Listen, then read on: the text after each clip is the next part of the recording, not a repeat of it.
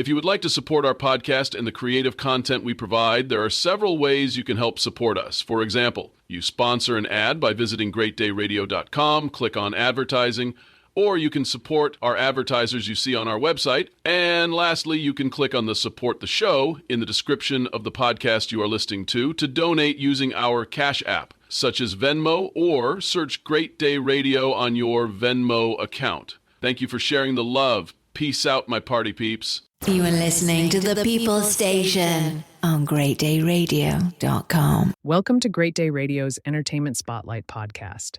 This episode, we are talking smooth jazz legends and their contribution to music. Smooth jazz often gets dismissed as background music for elevators, but what most people don't realize is that this $2 billion industry has produced some of the most innovative fusion of musical styles in modern history. Let's dive into how one saxophone legend helped shape this misunderstood genre. DJ Mikey D, you recently attended a fundraising event that features not only Mr. Gerald Albright, but his amazingly talented daughter, singer and songwriter Selena Albright. How was that event? That's such an interesting perspective about the genre's impact. What really catches my attention is how Gerald Albright didn't actually start with the saxophone. He began with piano and trumpet before finding his true calling. The fundraising event was an amazing celebration. Gerald was amazing as always. His wife, Glynis, hosted her amazing food recipe where Tressel's Coastal Cuisine in Castle Rock, Colorado served up her amazing chicken and waffles. Gerald and his daughter, Selena, along with his musical director, J. Rob, was awesome. Folks, be sure to look up Selena Albright in all streaming platforms.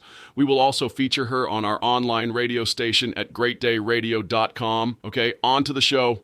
Wow, sounds exciting. I wish I could have gone. Glad you had a great time, Mikey. Well, you know what's fascinating about his journey? After studying at the University of Redlands, he developed this incredibly distinctive sound that blends jazz, R&B, and funk. When you listen to his recordings from the late 80s through today, you can hear how he created this entirely new musical language that speaks to multiple generations.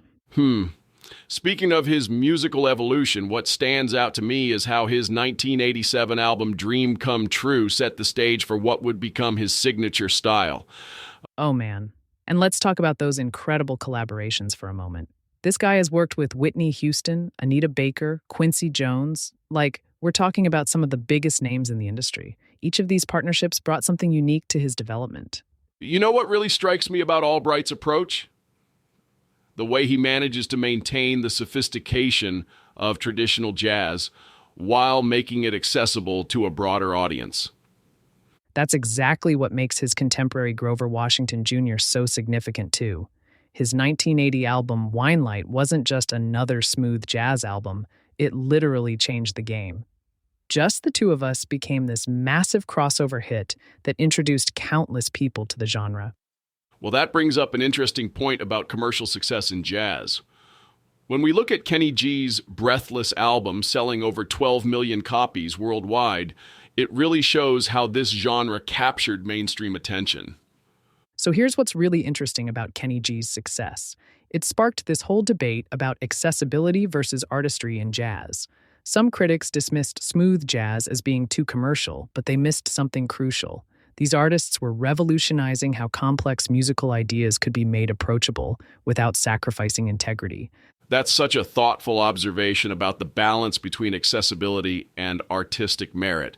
How do you see their impact playing out in contemporary smooth jazz? Well, when you listen to modern smooth jazz artists, you can hear echoes of Albright's funk-infused phrases, Washington's soulful approach, and even David Sanborn's genre-bending innovations. But what's really fascinating is how these influences have been reinterpreted through modern production techniques and contemporary sounds. The way you describe these artists makes me think about how they've created this musical template that continues to evolve. Exactly. And here's something most people don't realize. These artists created music that works on multiple levels. You might catch the smooth, melodic surface when you're casually listening, but when you really dive in, you discover these intricate layers of harmony and rhythm. It's like they created this musical onion where each layer reveals something new and exciting. That multi-layered approach seems to be what separates the truly great smooth jazz artists from the rest of the pack. Looking ahead, I think we're going to see more artists building on this foundation in exciting ways.